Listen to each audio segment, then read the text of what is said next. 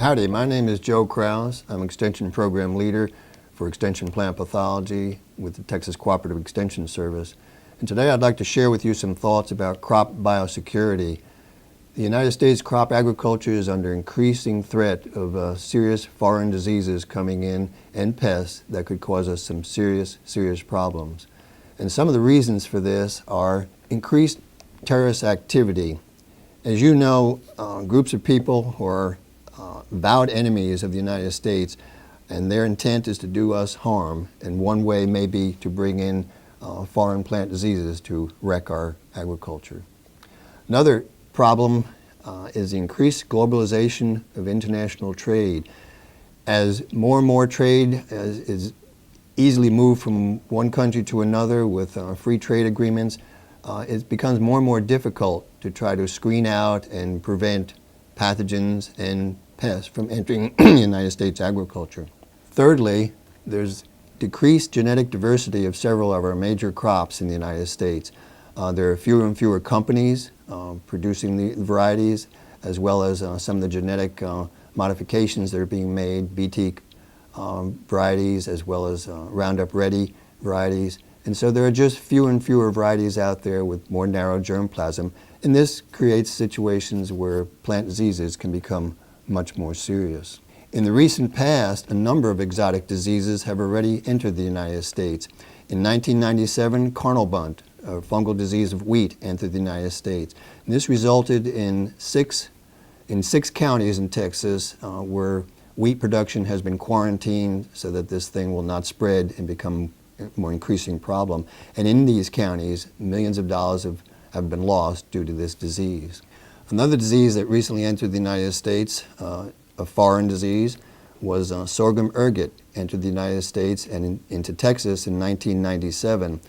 And when it infects the panicles of sorghum, they are changed into a thick mass of honeydew, as you can see on the left there. This has become a real problem for our sorghum hybrid seed production areas, and Texas is #1 in hybrid seed production. And this disease has created problems in that area. Another disease in 2002, a foreign disease called bacterial wilt, a particular race 3 biovar 2, entered the United States.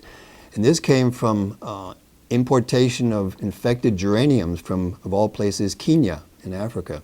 A company used the inexpensive labor and the favorable environment to root geraniums, and the disease got onto some of those plants and was introduced in the United States. This attacks not only a number of ornamental plants, but should it get into our soils in the United States, it can become a real problem for some of our solanaceous crops like potatoes. Another disease that has recently entered the United States is sudden oak death. This is a fungal disease which entered California, or at least was confirmed in California in 2000, and then was confirmed in Texas in 2004.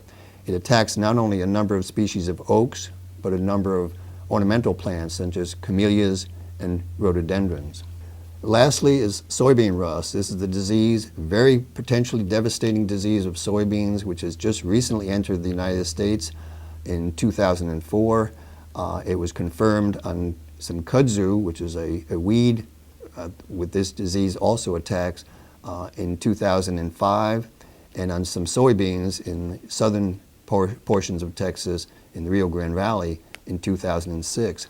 In addition, Mexico recently confirmed in 2006 that they had infection with this disease in the states of Tamaulipas and San Luis Potosi in 2005. And so this establishes a foothold for the disease, and it will become a real problem for us in the years to come. In response to this, the United States Department of Agriculture created the National Plant Diagnostic Network as they saw the increased threat of exotic plant diseases and pests coming into the United States. They established this network. The network is divided into 5 different sections in the United States, as you can see on this map. In the Northeast region, the center is Cornell University, the center of coordination. In the North Central region, Michigan State. In the Great Plains region, Kansas State University. And out west, the western region, University of California at Davis. In the southern region, University of Florida is the coordination. Texas, as you can see, is divided because of our diverse agriculture. Texas Extension Region 1, the Great Plains region, is really associated with Kansas State University, and the diagnostic lab is up in Amarillo, at our center in Amarillo. The rest of the state is associated with the Southern Plant Diagnostic Network, and our diagnostic lab here at College Station, the Texas Plant Disease Diagnostic Lab, with Dr. Larry Barnes as coordinator, is the center here in Texas. National Plant Diagnostic Network was established largely to enhance crop agricultural biosecurity by providing rapid and accurate detection of potentially devastating foreign diseases as they enter the United States.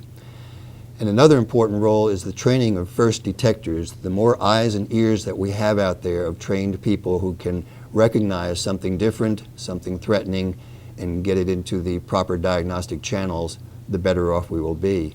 And some of these first detectors are county agricultural agents like yourself, crop consultants, farmers, IPM personnel, and others who are out in the field and would be most likely be the first ones to detect something different, something new. One of the diseases I'd like to focus in on is the threat of soybean rust. It's here to stay, and in the not too distant future it will cause us some serious problems, not only in Texas but throughout the nation. As you can see in this slide, the disease has the potential to defoliate and truly cause tremendous losses.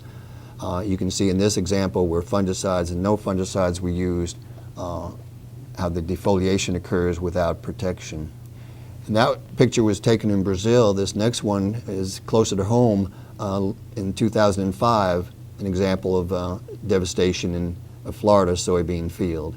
You can see in July, things looked okay. There were some lesions starting to show up. By September, total defoliation. Early symptoms of soybean rust, very early, are just tiny, tiny yellowish flecks, as you can see here. Not to be confused for any other diseases like downy mildew. These are very, very small, almost pinhead-sized yellowish flecks. They eventually turn tan to brown, and this is when the disease tends to sporulate and cause thousands and thousands of spores in each of those spots, each of those little lesions, which can then spread and create more disease. Soybean rust activity in Texas will depend upon a number of things. Where the disease actually overwinters, as I said, it's starting to establish itself. It was found in South Texas earlier this year and in the northern states of Mexico.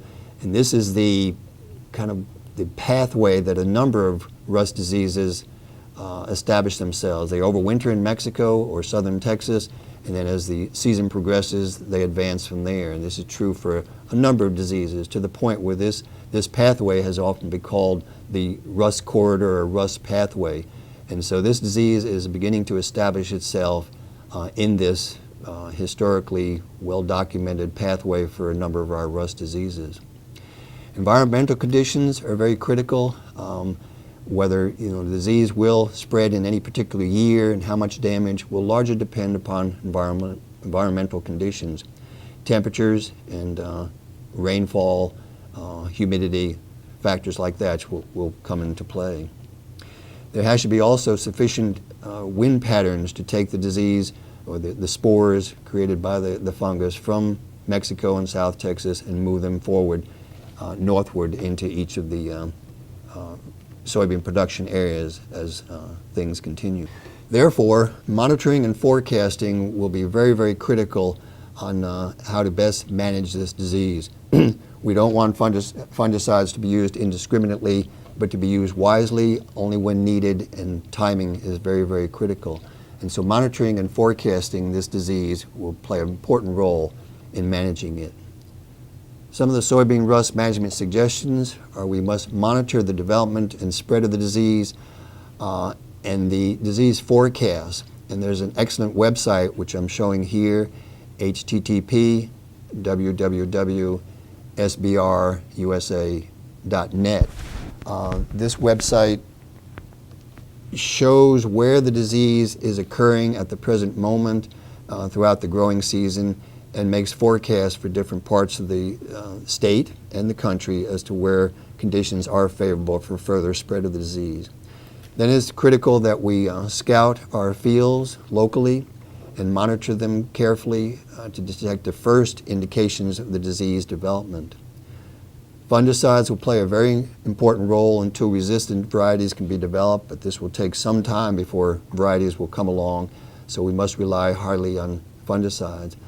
And whether 0 to 2 applications a year will be used will depend upon our monitoring and forecasting and following of this disease. Timing of the fungicides is very critical. If put on too late, after the disease becomes well established, very little efficacy can be expected from the fungicides. However, if it's put on between the early reproductive stages to R1 through R5, that's the best time to get a good handle in this disease and control it.